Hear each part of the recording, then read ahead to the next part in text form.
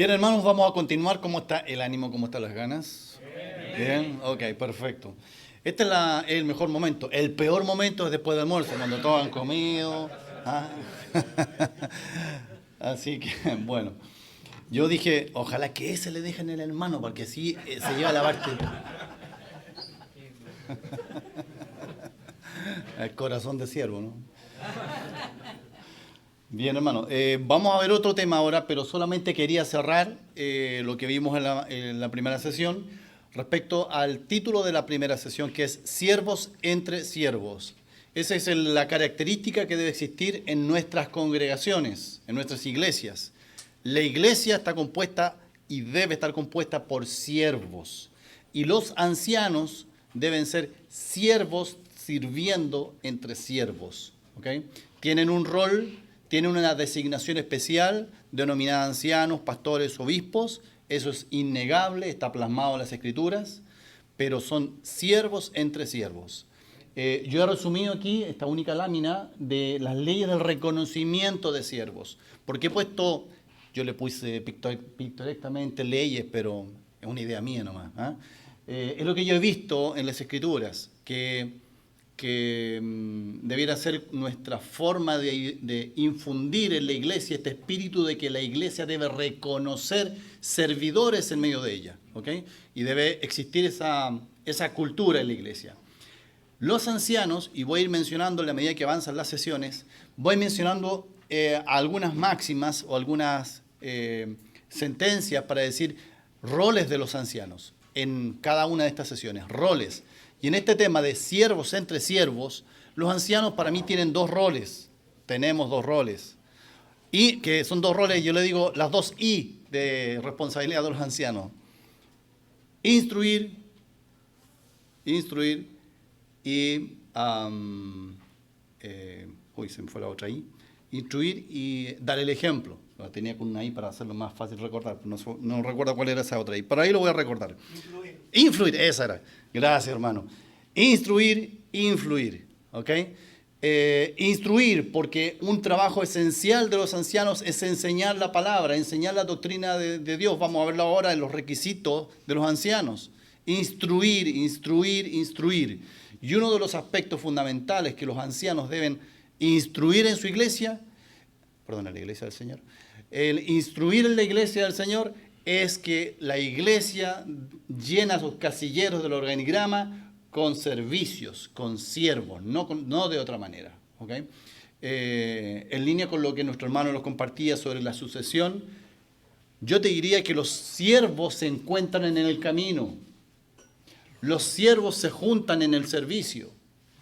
Y el lugar donde vas a ir a encontrar sucesores es en el servicio a los hermanos. Ahí te encontrarás con servidores más jóvenes que tú. Súper buena la propuesta de 20 años de diferencia. Más jóvenes que tú, a quienes tú puedes tomar, instruir, guiar, influir. Por tanto, yo puse 5 cosas aquí, son sugerencias mías, le he puesto las leyes del reconocimiento de siervos. Es más relevante el servicio que realizas que el nombre del servicio que realizas. Eso es importante, parece obvio, pero no es tan obvio en la práctica. Segundo, el reconocimiento de servicios en la iglesia local debe ser una costumbre en medio de los hermanos. Y para eso hay que instruir e influir. Hay que pasar esa cultura a la iglesia de reconocer servicios. ¿Bien? Tercero, el énfasis bíblico cuando hablamos de siervos es fijarnos en lo que hacen, más que en el nombre de lo que hacen. Eso no quiere decir que ponerle nombre sea malo o demoníaco, no. En la Biblia tenemos ejemplos de servicios que se le colocan nombres, pero no debemos confundir que lo importante es poner el nombre, lo importante es el servicio que realizan. El nombre viene después si queremos. Cuarto, la estructura de gobierno de la iglesia local es una estructura de servicio. El gran título de este retiro de ancianos es el gobierno de la iglesia local. La estructura de gobierno de la iglesia local es una estructura de gobierno caracterizada por el servicio. ¿Okay? Así que cerramos este primer punto, esta primera sesión, y vamos a nuestra segunda sesión que se titula Los requisitos de los ancianos. Déjeme abrir.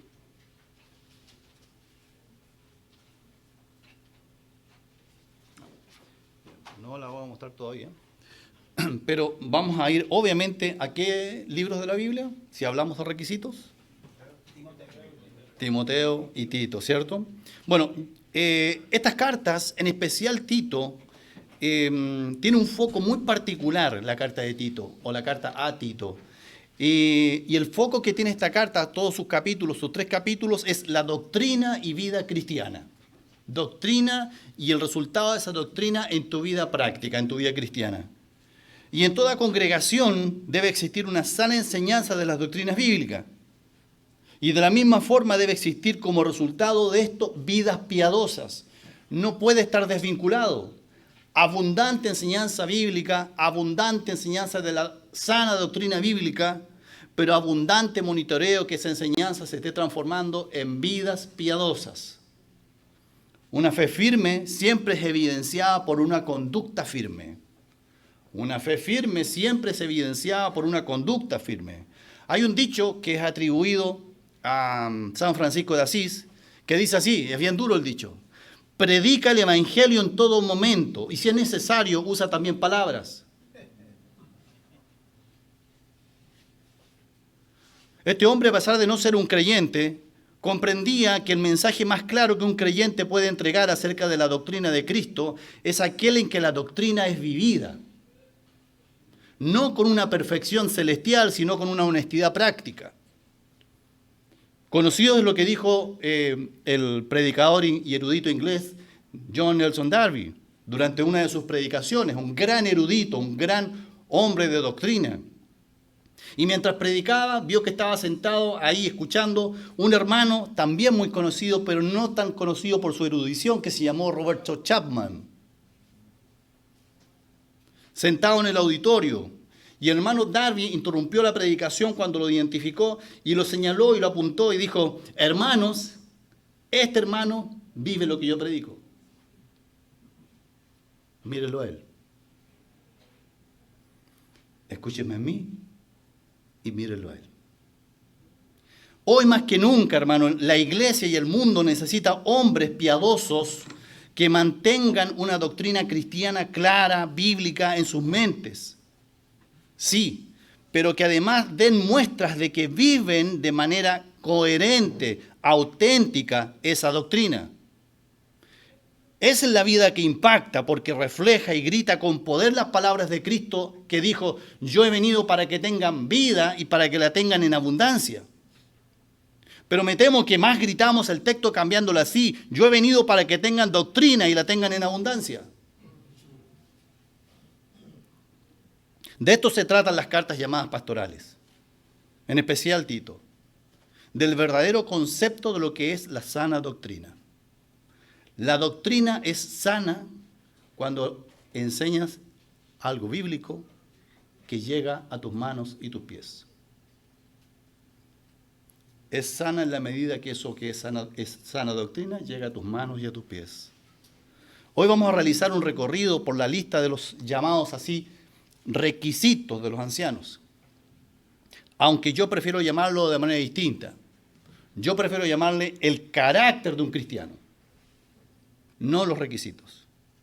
¿Por qué? Mire, cuando uno postula un trabajo, se llena lo que conocemos en Chile como el currículum. ¿Así se conoce acá? El resumen. El currículum. Y en él se colocan los requisitos por un lado y la experiencia por otro. Cuando los reclutadores miran tu currículum, miran los requisitos y ellos simplemente ven así, si cumplo o no cumplo el requisito.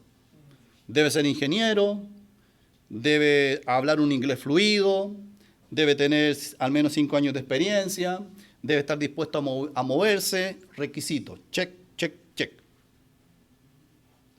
Pero cuando llegan a la experiencia en el currículum, cuando llegan a la experiencia, ellos no ven si cumple o no cumple algo. Más bien quieren conocer a este hombre, la trayectoria de su vida. Con eso pueden ellos saber cómo este hombre se ha formado en la vida laboral, con su experiencia.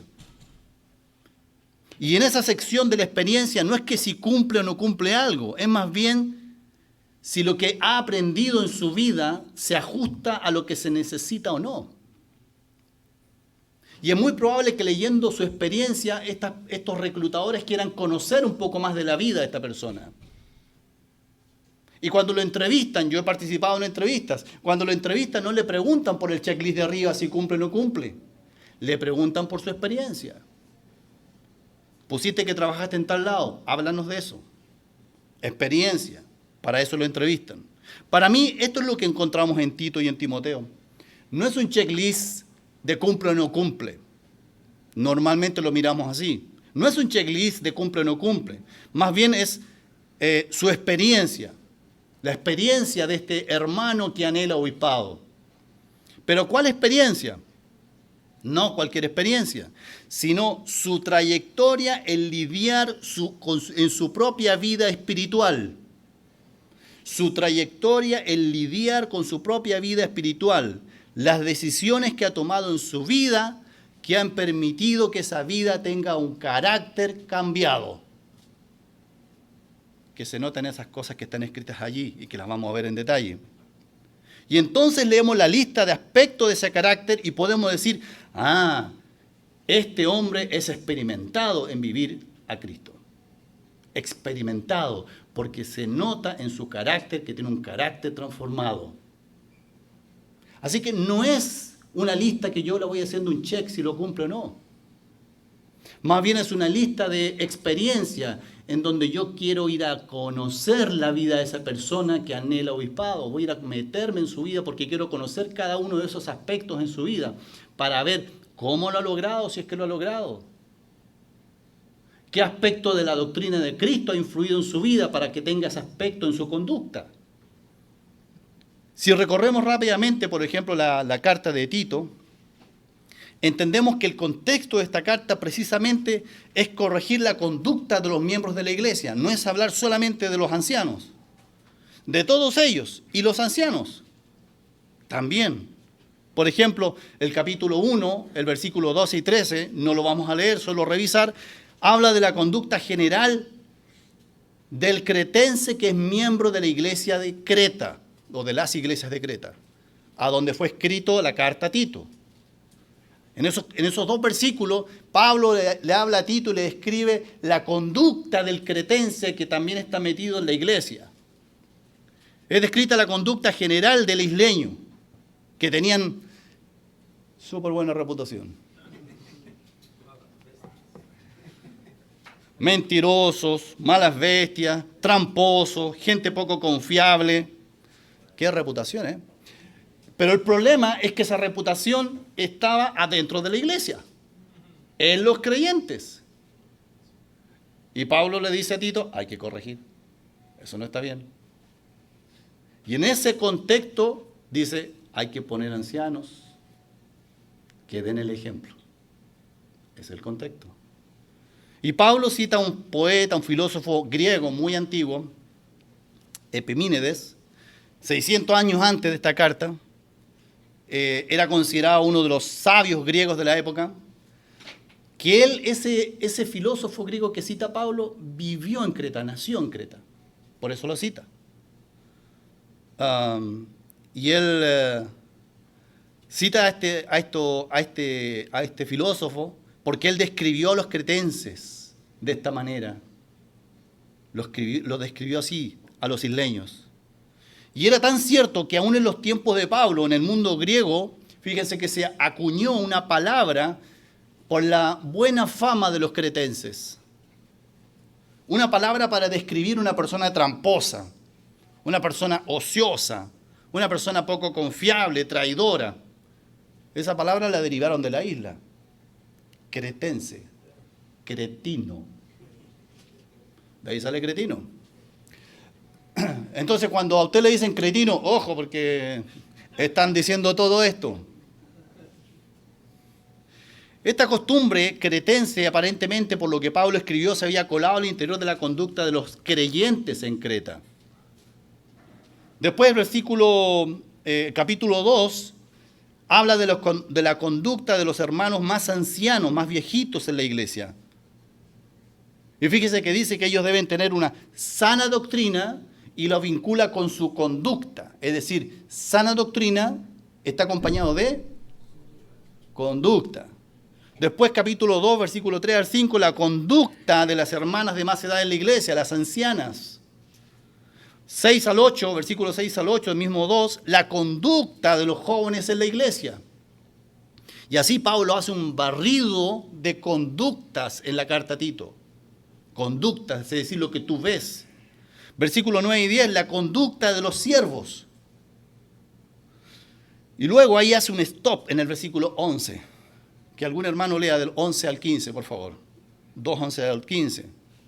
Porque ahí hace un stop, porque Pablo dice, estoy hablando de la conducta de los jóvenes, la conducta de los ancianos, la conducta de las ancianas, las conductas del cretense en general.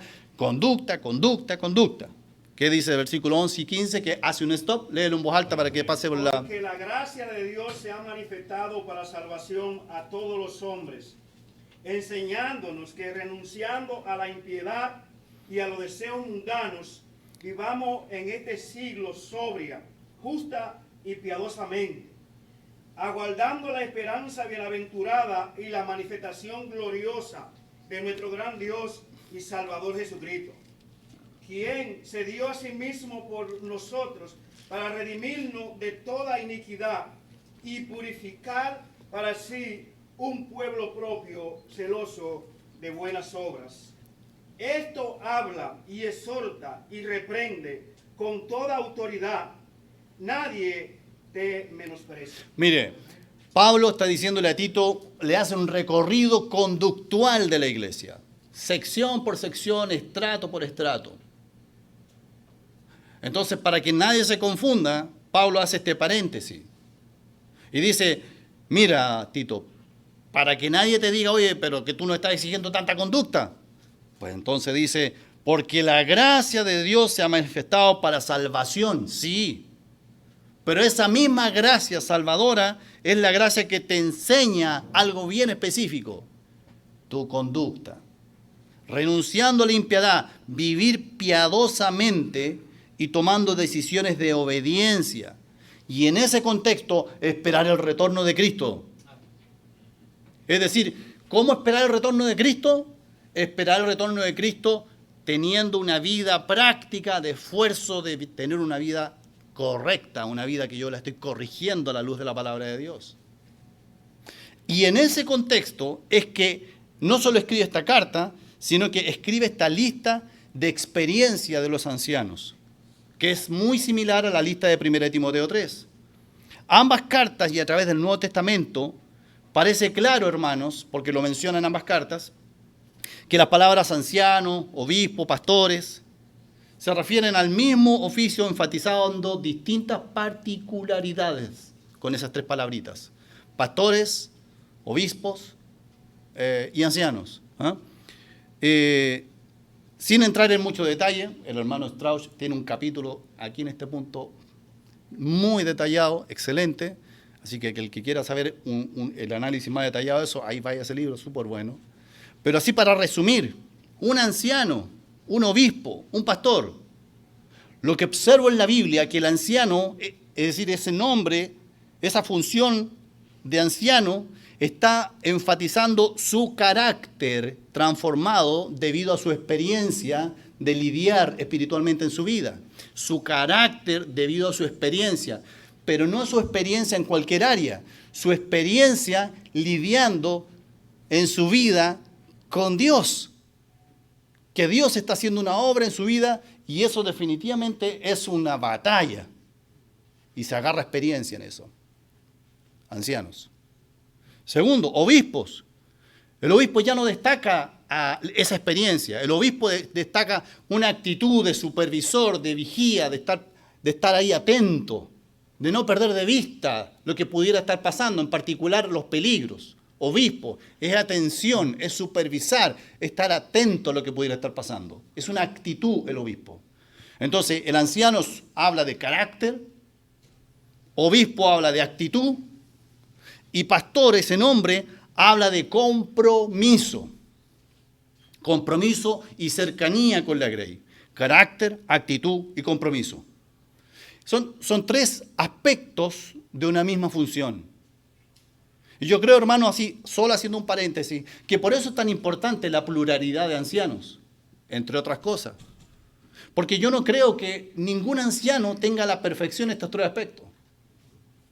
Y estamos llamados a trabajar juntos para complementarnos, para ayudarnos, para juzgarnos mutuamente, para mejorar en alguno de estos tres aspectos.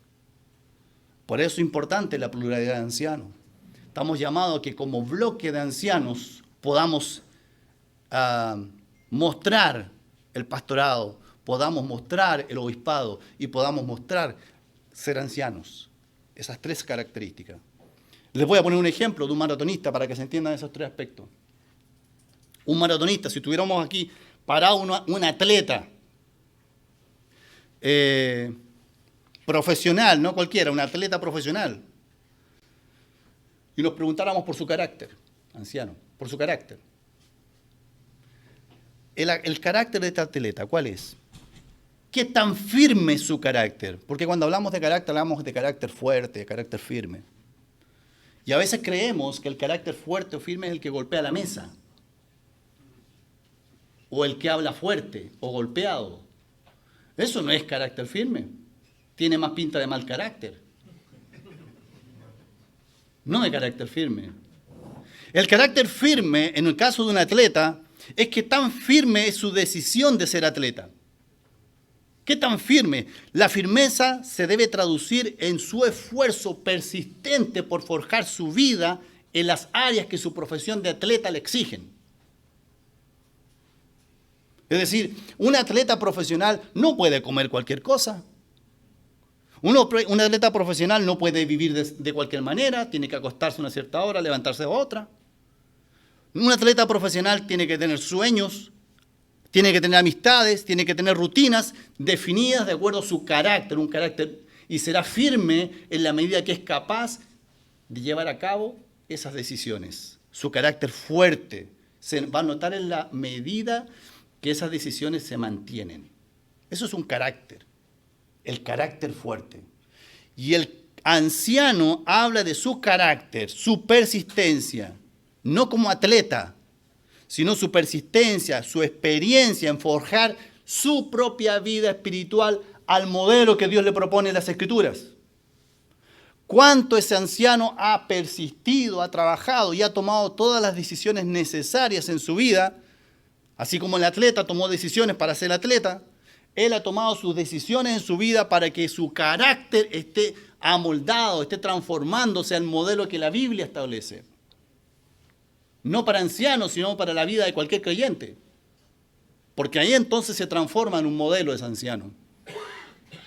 Entonces, anciano se habla de carácter porque se trata de eso. ¿Qué tan firmes son tus decisiones como anciano para que en tu vida espiritual se forje el modelo de carácter cristiano? Altamente experimentado es un anciano altamente comprometido con transformar su carácter. Y Timoteo y Tito apuntan a eso. Actitud, volviendo al atleta, es la disposición, ya no es carácter, no es decisiones firmes. Actitud en un atleta es la disposición mental del atleta que siempre está en función de su profesión. De lo único que habla ese atleta es de correr, de carreras, de preparación.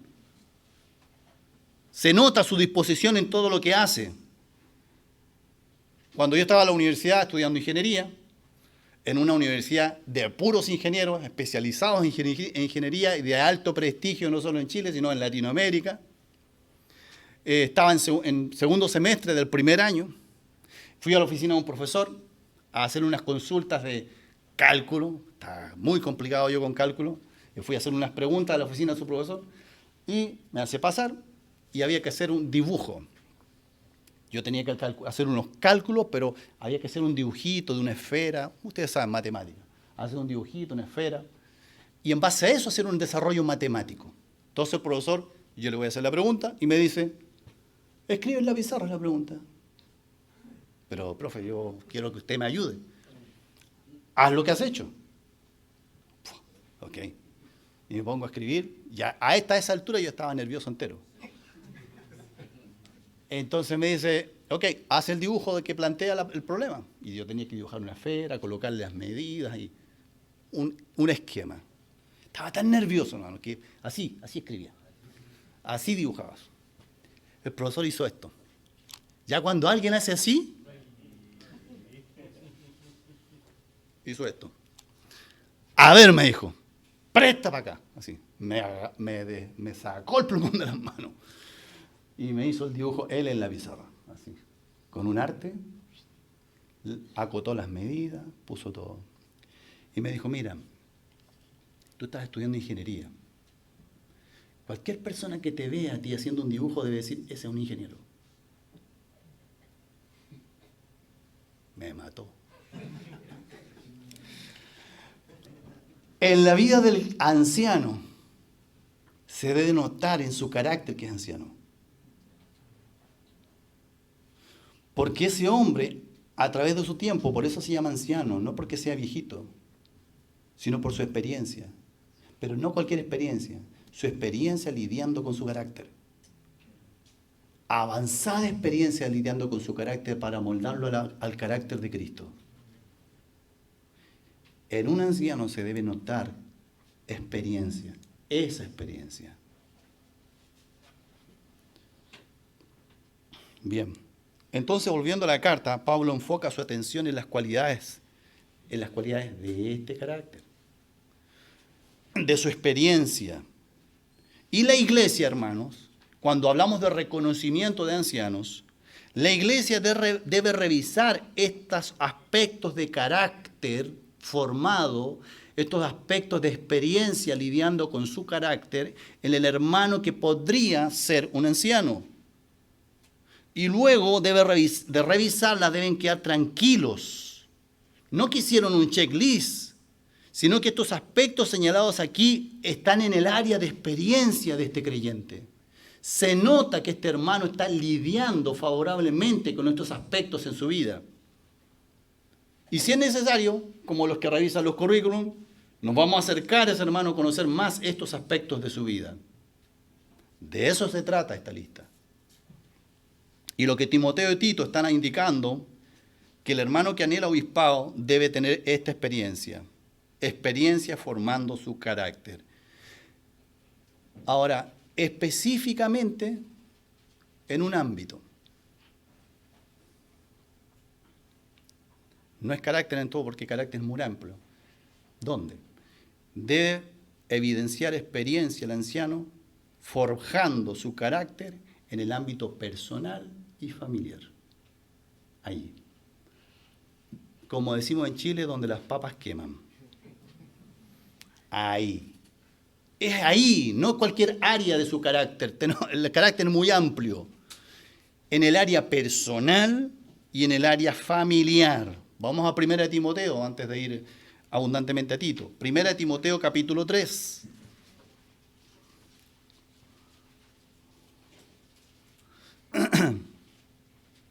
Primera de Timoteo 3.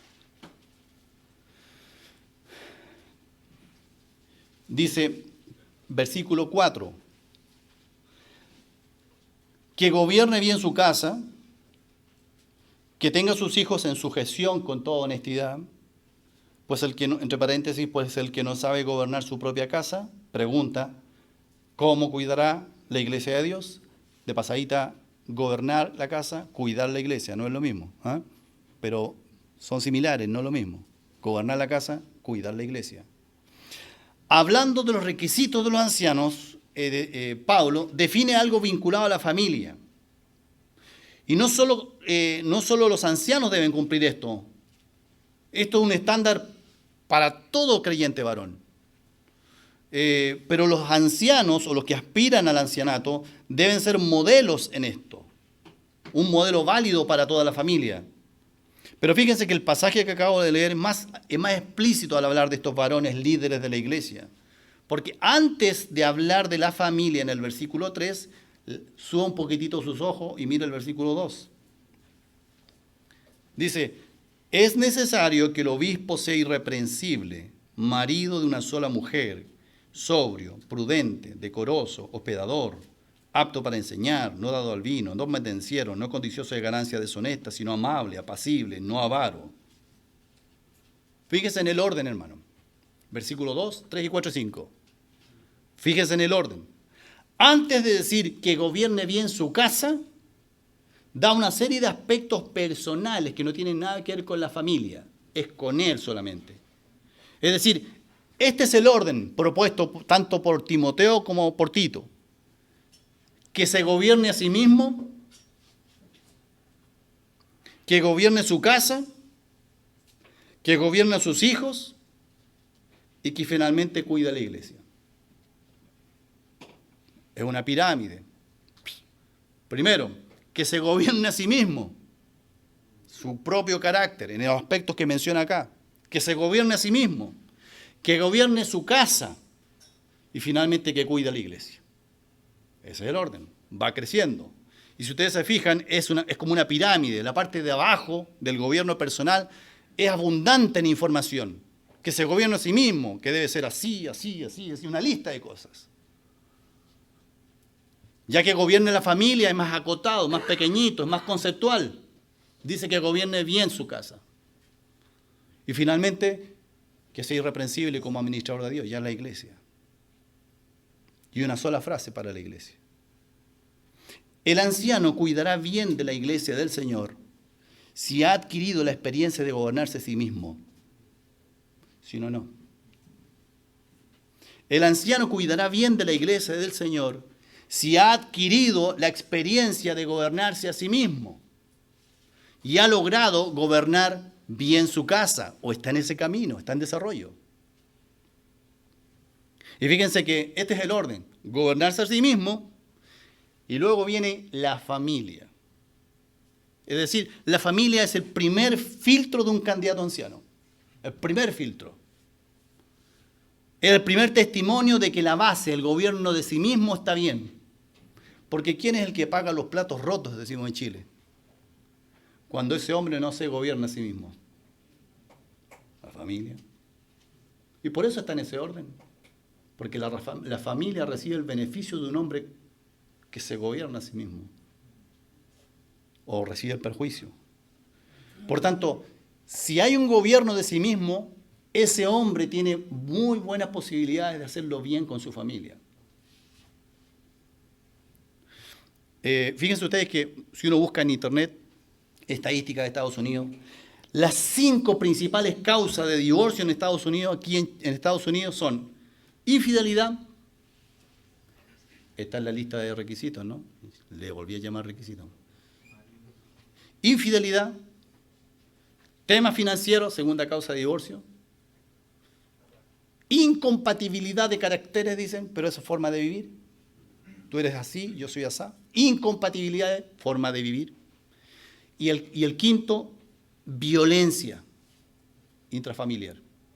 ¿Qué dice la lista de Timoteo y Tito de la violencia? No iracundo, no pendenciero, muchas cosas. Así que vamos a ver una tablita que preparé.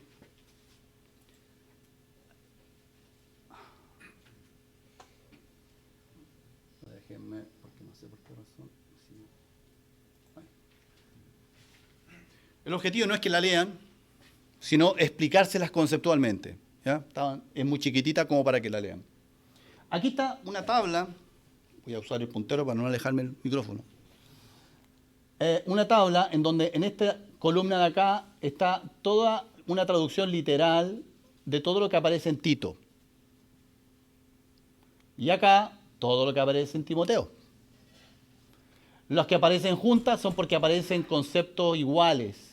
Y donde está vacío porque o Tito o Timoteo no lo menciona. No habla de eso. Lo he puesto en un color aquí, otro color acá y finalmente el color acá. Porque esto es como una tabla, pero es como una pirámide. Todos estos aspectos de acá que mencionan Timoteo y Tito, combinados, son los aspectos personales con los que debe demostrar que ha lidiado en su carácter este anciano. Todos estos aspectos en amarillito son los aspectos de la familia. Y finalmente este celeste irreprensible. Y Tito dice, como administrador de Dios. Es decir, aquí está la parte de arriba de la pirámide. Es decir, esta tabla se lee de abajo hacia arriba. Pero no solo se lee de abajo hacia arriba, se observa en el candidato de abajo hacia arriba. Vamos a ver si me hace caso esto. No. Ahí lo puse así, hermano. Gobierno de sí mismo, gobierno de su casa, en su casa y cuidado de la iglesia. ¿Ok? Entonces, vamos a hacer un pequeño zoom a los aspectos personales. Aquí lo agrandé un poco más la tabla para ir mirando. No vamos a mirar cada uno de estos aspectos personales. Hay bastante literatura que habla sobre lo que quiere decir cada una de esas cosas. ¿Bien? Pero vamos a poner el foco en algunos de esos.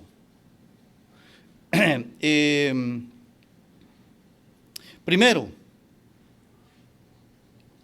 yo puse aquí, ahí, aclaraciones en varios de esos puntos. No dado el vino, es evidente, pero no es tan claro que esto se cumpla necesariamente. El alcohol es un vicio que inunda muchísimos hogares, no solo en Estados Unidos, también en Chile. Aquí tiene que haber claridad. No violento, está en ambas listas. Aquí es específico, hermano. Y tantas veces vienen hermanas a preguntar a las iglesias que qué es lo que la iglesia hace cuando tiene un marido violento. Y aquí está diciendo específicamente no dado a la violencia física. No está diciendo que no le pegue. Está diciendo no dado a eso. Que no tenga la tendencia a eso. Porque hay hombres que no golpean, pero infunden terror.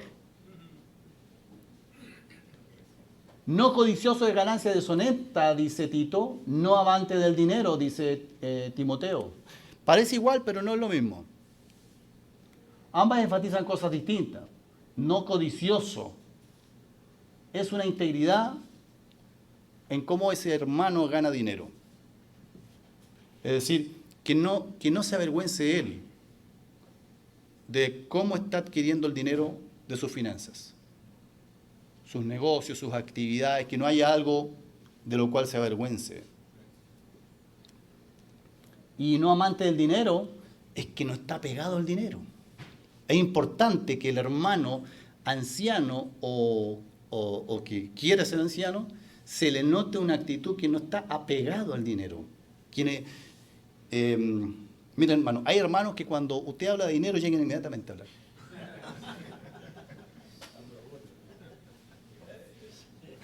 Eso no puede estar presente en un anciano. ¿Sabe por qué? Porque el anciano tiene responsabilidades con la administración de dineros en la iglesia.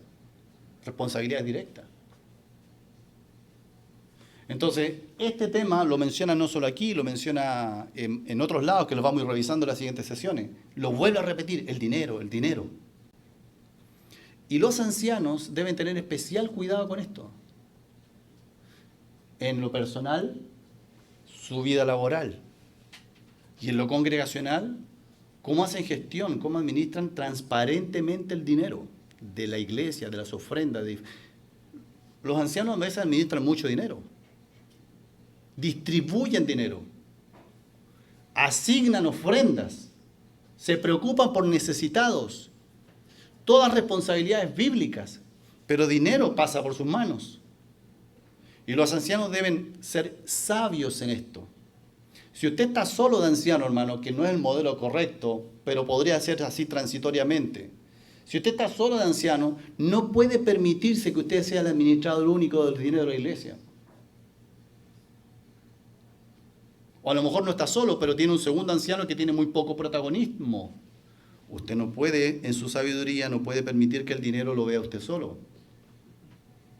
Y si usted reconoce una tendencia a que le gusta hablar del dinero, hermano, porque podría ser, no se meta en temas vinculados al dinero. Hospitalario, no hay mucha duda de eso. Prudente también en Timoteo. Eso quiere decir una persona que tiene un juicio equilibrado, que no es desmedido. ¿Sabe cuando un padre es buen padre? Cuando el hijo sabe cuál va a ser la reacción de su padre antes que se lo diga. Cuando una persona tiene reacciones desconocidas respecto a una situación, eso no es una persona prudente. No se puede saber con anticipación qué esa persona piensa. Es un misterio sus reacciones. Aquí está hablando de que es una persona que tiene un juicio equilibrado, una mente balanceada, es una persona predecible en sus reacciones. Esa persona que le dice, yo sabía, papá, que si te decía esto, tú ibas a pensar aquello. Perfecto. Así tiene que ser un líder. Reacciones predecibles, porque se sabe que tiene una mente equilibrada. No es explosivo. Firme en la palabra para enseñar la sana doctrina, para refutar a los que contradicen. Timoteo, capaz de enseñar, apto para enseñar, formado en la doctrina.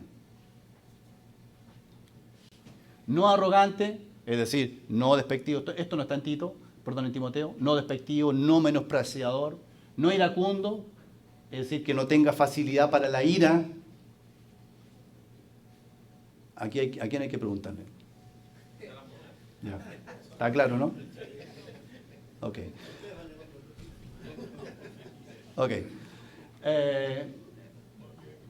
No iracundo, que no tenga facilidad para la ira.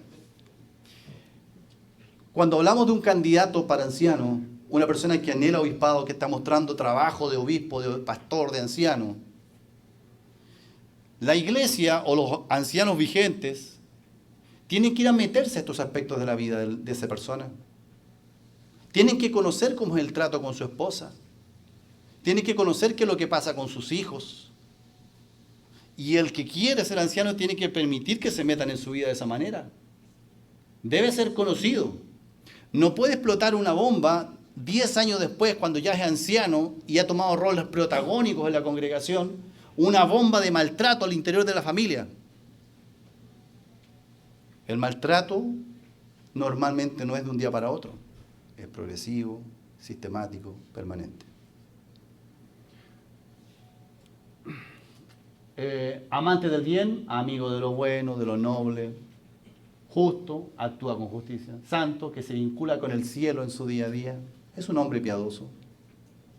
Dueño de sí mismo, alguien que tiene dominio sobre sus deseos y pasiones, sobrio, claridad mental, respetable, tiene un comportamiento ordenado, amable, pacífico, no neófito, buena reputación de los de afuera. Esas son las cualidades personales. Es decir, hermano, definitivamente entre los ancianos debemos conocernos. Y no solamente reunirnos para hablar de temas de iglesia. Debemos conocernos. Debemos saber cómo es la vida de mi coanciano. Porque entre nosotros, creo que lo mencionó el hermano, debemos corregirnos. ¿Ustedes creen que yo soy perfecto en cada una de esas cosas? No. ¿Quién debe conocer eso de mí, aparte de mi esposa? Mi coanciano. Y debe ser capaz de llamarme a un lado y decir, hermano, mira, este aspecto de tu carácter trabaja en eso. Tú eres un anciano experimentado que lidia con su carácter a la luz de la Escritura. Dale con esto. Trabaja con esto, experiméntate en esto. Y de vuelta también. Deben ser coancianos en trabajarse, afilarse mutuamente, en el carácter moldeado. Deben existir conversaciones a nivel personal entre los ancianos. No debe existir como áreas en lo personal vetadas, que yo no puedo hablar con ese hermano mío. Hay que trabajar sobre eso. Es muy importante. Vamos a ver más tarde, no sé en qué momento, pero más tarde, vamos a ver respecto a los peligros para la iglesia. Si los ancianos no están bien plantados como un cuerpo, ellos, el cuerpo de ancianos, no están plantados como un cuerpo, en la iglesia puede pasar de cualquier cosa.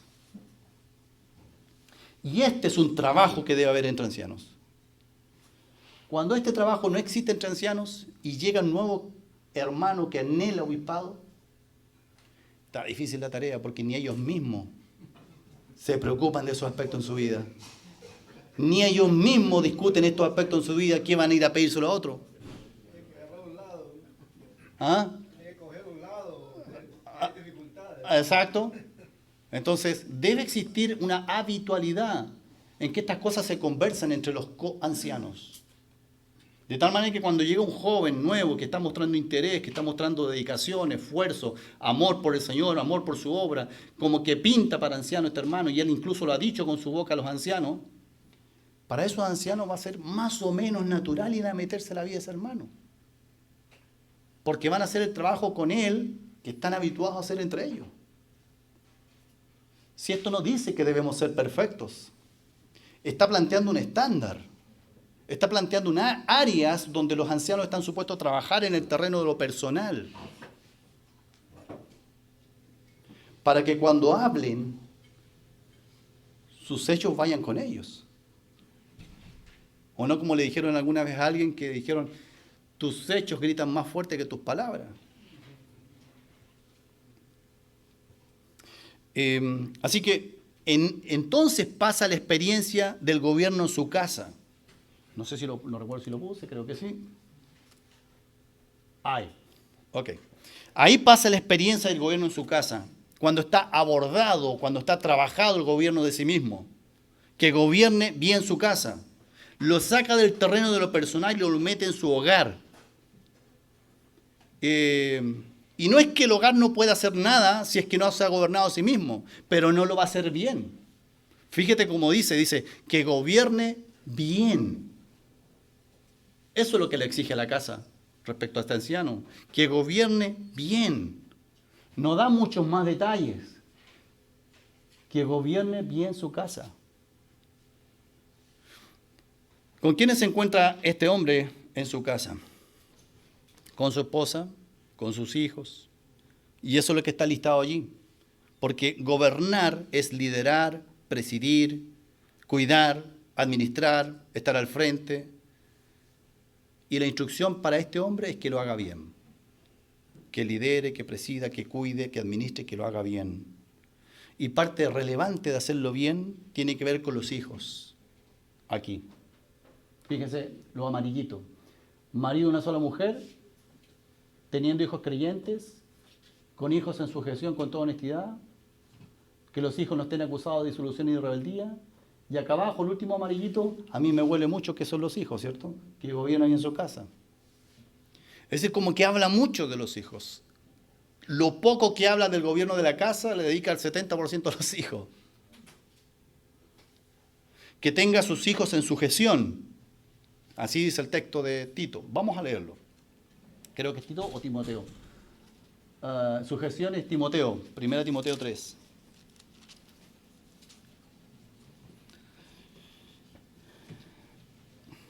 Dice 3, 4, sí. Que gobierne bien su casa, que tenga a sus hijos en sujeción con toda honestidad. Y sabemos, hermano, acerca de la sujeción, porque este pasaje, no sé si lo notan, pero no habla de la sujeción de la esposa. Y sabemos que la Biblia le da un mandamiento a las esposas de estar sujetas a su marido, pero aquí no habla de eso. ¿Por qué? Porque el pasaje está poniendo su énfasis en la responsabilidad del hombre, no de la mujer. Aquí. Y la sujeción de la esposa es responsabilidad de ¿quién? De la esposa. Aquí pone el énfasis en el varón. Y el varón, el hombre, en particular el anciano, tiene una responsabilidad respecto a sus hijos, que ellos estén en sujeción, que él tenga a sus hijos en sujeción, así es el texto, que él tenga a sus hijos en sujeción. El hombre tiene una responsabilidad de dirigir a sus hijos, de gobernar, de hacerlo bien, debe ser un buen líder del hogar. Ahora, la pregunta, y esto también lo tocamos en uno de los retiros de familia, la pregunta que tenemos que hacernos es, ¿para quién es este mandamiento de que tenga a sus hijos en sujeción? Porque es un mandamiento. ¿A quién se lo entrega? Alternativa A. al papá. Alternativa B, a los hijos. ¿Cómo? Al papá. Pero como que tendemos a, lo leemos y decimos, los hijos tienen que estar sujetos. Pero el texto dice que el hombre tenga a sus hijos en sujeción. No es un mandamiento para los hijos. Los hijos tienen otro mandamiento, que obedezcan a sus padres. Entonces, la obediencia por un lado, la sujeción por otro. La sujeción, hermano, es la disposición del corazón de tu hijo que le permite obedecerte. Es una disposición. La obediencia es un acto, obedezco. Acepto, lo hago, obediencia. Pero sujeción no, es una disposición del corazón de tu hijo a estar bajo tu mandamiento, a estar bajo tu obediencia. Es la disposición de tu hijo. Y el que tiene que lograr que tu hijo tenga esa disposición, eres tú. Eso es lo que el texto está diciendo. Ellos se ponen bajo tu autoridad, pero quien logra que el hijo haga eso es el padre. Y lo logra con su ejemplo, lo logra con su autoridad, lo logra con su experiencia y con lo que le transmite ese hijo. Es la disposición interna de ese hijo. Que tenga a sus hijos en sujeción. Pero agrega una cosita más, que estos hijos tienen que estar sujetos no a cualquier precio. ¿Cómo agrega? ¿Qué dice? Sujetos con toda honestidad. Porque claro, un padre puede lograr sujeción de muchas maneras. Violentando a su hijo, maltratando a su hijo, infundiendo temor a su hijo, terror a su hijo, imponiendo cosas realmente desmedidas, puede lograr sujeción. Pero es una forma deshonesta de lograr sujeción. Y dice que tenga a sus hijos sujetos, pero con toda honestidad. Fíjese, no dice que lo haga bien, dice que lo haga con honestidad. Y la honestidad es un valor, hermano. La honestidad es un valor moral. La honestidad no es simplemente decir la verdad, no es eso. Tendemos a pensar que la honestidad es ser verdadero. Pero la honestidad es un valor moral, es una cualidad de tu carácter como padre. La honestidad quiere decir que tú eres noble como padre, eres noble. Porque tú te sujetas a respetar principios superiores de Dios. Tú estás sujeto a respetar esos principios superiores que te guían a buscar lo mejor, no para ti, para Él. Que tus actos te mueven por amor, por el bienestar de esa persona, no el tuyo. Es desinteresado, eres noble, eres justo. Por eso, con honestidad, un buen líder de sus hijos logra que sus hijos le estén sujetos con las herramientas correctas de sujeción. No con el abuso, no para guardar mi testimonio como anciano, no porque tengo una responsabilidad en la iglesia y mi hijo no puede andar haciendo esas cosas, sino porque soy su padre, porque le estoy instruyendo, porque ellos aprenden y se sujetan como hijos a mi dirección y mi instrucción, porque también ellos ven a mí mismo, me ven como un hombre que está sujeto a Cristo. No me ven como una cabeza sin cabeza. No me ven como alguien que exige obediencia y yo no obedezco a nada. Y luego agrega ese versículo 5 diciendo, porque el que no sabe gobernar su casa, Fíjese que el gobierno de la casa, el liderazgo del hogar, es algo que se aprende. No sabe. ¿Qué es la contraparte? Que se sabe, que se aprende. Nadie nace sabiendo gobernar un hogar. Hay que aprenderlo. Y para eso, hermanos, están las Escrituras, pero ¿sabe qué más? También están otros hermanos que van delante de nosotros. El hermano Nieto nos habló de traspasar la posta, ¿cierto? Bueno, hay hermanos, no solamente hay malos testimonios, hermano. Hay hermanos que lo han hecho muy bien con sus familias. Lo que los hermanos que están criando niños en cualquier edad deben hacer es buscar un ejemplo. Ese hermano ya crió 3 hijos, esos 3 hijos yo los observo, buscan al Señor, tienen la fe de sus padres, han sido exitosos en su vida cristiana, en los valores que tienen. Voy a ir a conocer a ese padre. Hermano fulanito, ¿usted me daría una sesión a la semana para conversar con usted de lo que usted quiera conversar? Yo quiero estar apegado a usted, quiero conocerle. Usted lleva una agenda, él no lo sabe. Usted quiere conocer a ese hombre, cómo lo hizo con su familia, cómo lo logró. Por eso la Biblia dice que la sabiduría se escucha en las calles, porque hay hombres de Dios caminando, ya vivieron su vida, ya tienen su familia formada, ya miran para atrás en eso, pero hoy disfrutan de eso. Hay que ir a esos hombres, identificarlos y decirle, hermano, dedíqueme un tiempo, quiero extraerle su sabiduría. Que gobierne bien su casa, que tenga hijos creyentes, dice el texto también, que no estén acusados de disolución y de rebeldía, que estén sujetos con toda honestidad. Fíjese que la Biblia responsabiliza al padre de la conducta de los hijos, en gran medida. Al padre, ni siquiera a la madre, al padre. Y hay quienes han pretendido, a partir de estos textos, decir que el anciano debe tener hijos para ser anciano. O que debe tener hijos creyentes, cristianos convertidos a Cristo. Yo no creo que esa sea la forma correcta de ver el pasaje. No soy así tan dogmático, pero no creo que sea lo correcto. No, esa forma de verlo no armoniza con el espíritu de los requisitos que leímos. Porque los requisitos colocan al creyente que lidera la iglesia como un ejemplo, como un guía. Alguien que ha sido capaz de guiar primeramente a sus hijos. Por eso dice que el que no sabe gobernar su casa, por eso.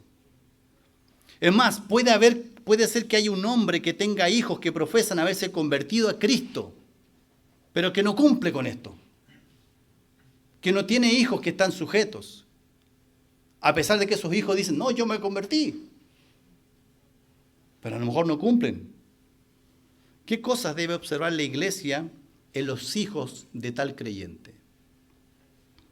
Bueno, que sean creyentes. No quiere decir, evidentemente, no quiere decir que sean convertidos a Cristo, ya que esto es un asunto entre Dios y el hombre, sino hijos creyentes en Dios.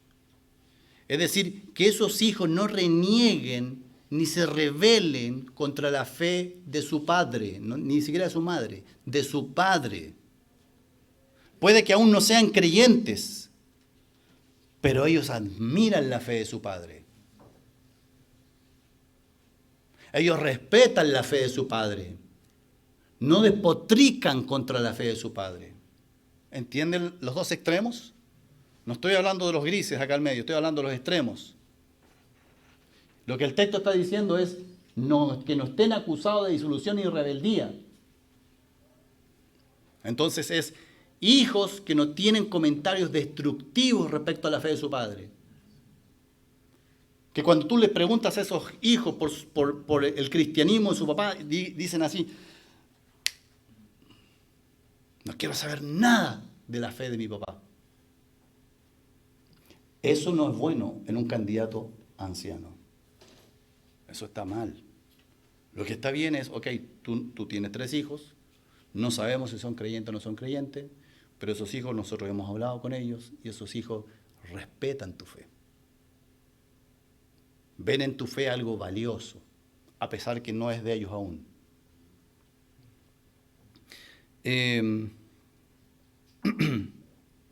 Si seguimos subiendo la lista hacia arriba, dice marido de una sola mujer. Y mire, hermano, esto si usted consulta libros, respecto a qué quiere decir esto, marido de una sola mujer. Mire, yo hice una colección. 7 explicaciones diferentes. ¿De qué significa esto? Algunos dicen, no, es que debe estar casado. No, es que no debe ser divorciado. Otros, no, es que no debe volver a casarse si se divorció. Otros, que no debe volver a casarse si es viudo. Otros, que obvio, no debe ser polígamo. Otro que no debe tener amante, evidentemente. Pero están los libros. Y mire, conociendo en este aspecto, conociendo el carácter de Cristo, para entender este versículo, quien criticó fuertemente a los fariseos, porque cuando veían un mandamiento, no buscaban conocer al Dios del mandamiento, sino que se enfocaban solo en el mandamiento. Se dedicaban a guardar el mandamiento por arriba, sin conocer al Dios del mandamiento. Y el Señor, sabiendo esto, le dice así: oísteis que fue dicho, no adulterarás, pero yo os digo que cualquiera que codicie o que mire a una mujer para codiciarla, ya adulteró con ella en su corazón. Ese era el mandamiento. El Señor no lo está cambiando. Está diciendo, cuando Dios te da el mandamiento, no adulterarás, estaba apuntando a tu corazón, no a tus hechos. Tú actúas porque tu corazón es perverso. Así que cuando Dios te dice no adulterarás, tienes que fijarte en tu corazón. Me inclino por decir que este pasaje está llamando irreprensible marido de una sola mujer cuando este hombre es fiel a su esposa. Fiel a su esposa de hecho, fiel a su esposa de miradas, fiel a su esposa de atenciones especiales a otras mujeres que no son su esposa, atenciones que nadie ve, pero que yo las hice. Fiel a su esposa en dedicación, fiel a su esposa en actitudes, que estás supuesto a tener delicadezas con tu esposa y no con otra mujer, pero las estás teniendo y nadie lo sabe, solo tú lo sabes. Fidelidad en lo íntimo, un hombre irreprensible en este sentido es un hombre a quien su esposa no puede señalar con el dedo en estos aspectos. Es un hombre fiel, irreprensible porque es marido de una sola mujer. Y finalmente llega la palabrita de arriba, irreprensible como administrador de Dios. Engloba todo lo que hemos revisado. El carácter personal de un cristiano es irreprensible familiarmente. La palabra irreprensible quiere decir esto, hermano, porque es muy fuerte. La palabra irreprensible quiere decir que está libre de acusaciones con fundamento en su contra. Con fundamento, porque en este mundo la boca está para hablar. Entonces, hablan a veces de las personas y las ponen mal sin ningún tipo de fundamento. Pero si hay fundamentos para señalar a alguien, hay un problema de que está siendo reprensible esta persona. Pero no en cualquier área debe ser irreprensible o no señalable. En las áreas de tu carácter personal y en las áreas de tu familia. Y ahí está el foco del anciano, de su experiencia. Su experiencia como anciano es una experiencia que lleva tiempo lidiando para que estas dos grandes áreas de su vida estén conformadas a lo que Dios aconseja y manda en su palabra. Experiencia lidiando con eso. Un creyente que se faja en la presencia de Dios para revisar su carácter personal, para ver si alguna de estas cosas, en cuál de ellas me salgo más y partir trabajando en esa. Se faja para que con su familia él pueda lograr integridad, para con sus hijos y para con su esposa en los aspectos que aquí se mencionan. Irreprensible como administrador de Dios, nos dice Tito, porque entonces puede ser un anciano.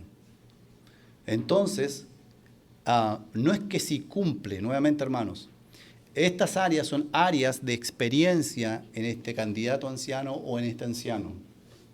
No es para hacer un check, así si cumple o no cumple, porque son áreas de la vida, son áreas para revisarlas, para discutirlas, para conversarlas en detalle, para que entre ancianos revisen esas áreas de su vida. Miren, hermanos, hay hermanos ancianos, a veces nos encontramos que llevan años sirviendo al Señor en ciertas áreas.